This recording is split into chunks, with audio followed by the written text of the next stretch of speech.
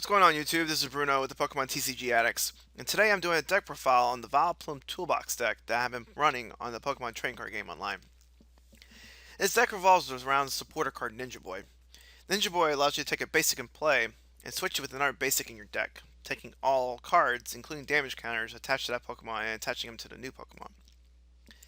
This allows you to attack different decks at different angles without having to have them in play. We have our key attackers, Jolteon EX, which allows you to have an attack that prevents all damage dealt to him by basics the next turn. Glaceon, which allows you to prevent damage from evolutions. And Tauros, who actually does more damage for the number of damage counters on Tauros himself. So what you do is you have like a Jolteon or a Mew in play. Mew, if you don't know, allows you to copy any attack in play.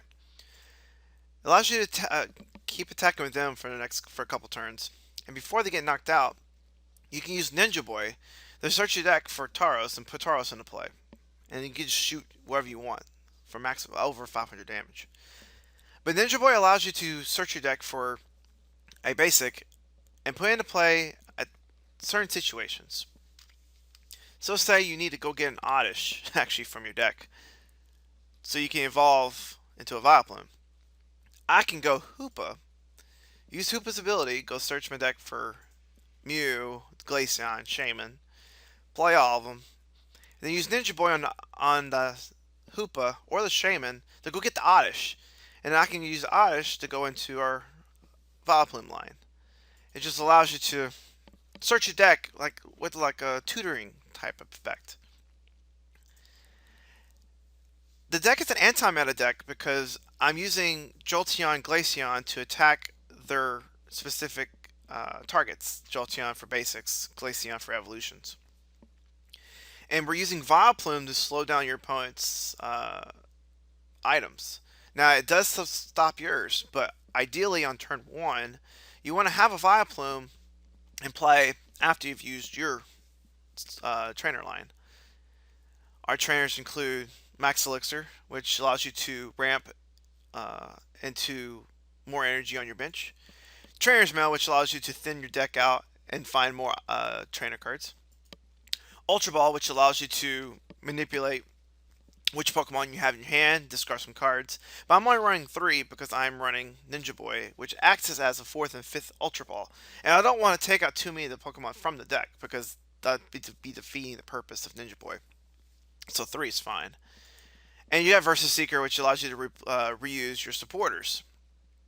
We have 2 Lysanders to mess with your opponent's setup. Only 2 in. I don't like giving my opponent a brand new hand from most of the time, especially if they've already went turn 1, they've exhausted their resources. I don't want to just give them a fresh hand. But having a couple copies is still fine. And of course we have Professor Sycamore, which just discard your hand, draw 7 cards.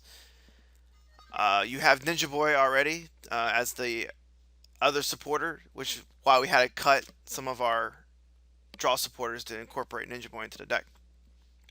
And we have the Force of Giant Plants allows you to effectively evolve into a turn 1 Vileplume. All your grass Pokemon can evolve the turn they're in play. Then we have Flying Fury Belt, which allows us to increase our health and do a little extra damage. It's great for like a Glaceon or a Jolteon because it grows their HP to 200 and makes their damage to 80, which is relevant in certain matchups. In the deck, we also have 8 different special energies. We have 4 DCEs and 4 rainbow energies. DCEs and rainbow energies are very, very important because Glaceon, Jolteon both use a DCE and 1 energy of its given type. So rainbow energy provides every energy in the game. So at the cost of 10 damage, you can have any Pokemon already set up so you can Ninja Boy out into one of the other attackers. Mew is another one that you can abuse with opponent's attacks. So since you can copy your opponent's attacks, you can use rainbow energies to effectively use anything in play, as long as you have the required energy count. Then you have we have Vileplume as a, if we have to attack, we at least have the chance to attack.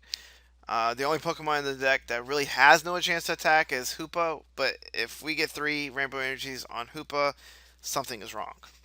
Then you have your basic 6 energies to ramp into from Max Elixirs. Um, the deck has a decent matchup against the meta. I have not had too many issues with any deck. Now I do have struggles against the Rayquaza and Mewtwo and Gardevoir from time to time because if they set up too fast and I don't get a turn one Vileplume, it can hurt and I won't be able to do enough damage. But most of the time I've had no issue against the meta. I just incorporated the Vileplume recently, and it has worked to my liking. I was running Regice originally, but with less and less EX Pokemon and more GX is starting to pop up, Regice isn't as effective as it was in the past. It's still a good card. If you want to run a one of, it's fine, but I cut it to put in the Vileplume line. Other than that, if you have any deck suggestions, please leave them down below. I am always looking for new suggestions. But this is one I came up with about 3 weeks to a month ago, and I've been playing with it, and I've been enjoying it.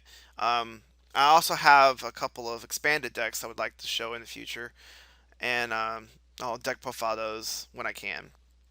In the meantime, if you're not already subscribed, please subscribe to the channel. We are going to try to provide as much content as possible when it comes to the Pokemon trading card game. We have deck profiles, we'll have box openings, pack openings, and I'm going to, in the near future, be working on a history of the game where I'm going to be providing insight on how the game looked 15 years ago, 16 years ago, back when the game was fresh. 17, 18 years ago when the game first was introduced, a lot of players nowadays weren't around for that part of the game. So I would like to be one to help show you what the game looked like.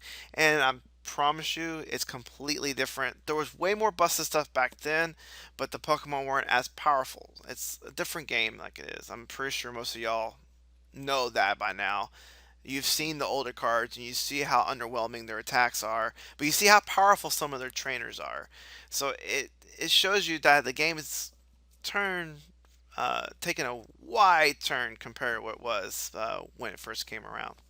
So I'm hoping to show you some insight on that part of the game and maybe teach you a thing or two about uh, players in the past because I was a player of the past. We're just now getting back into the game.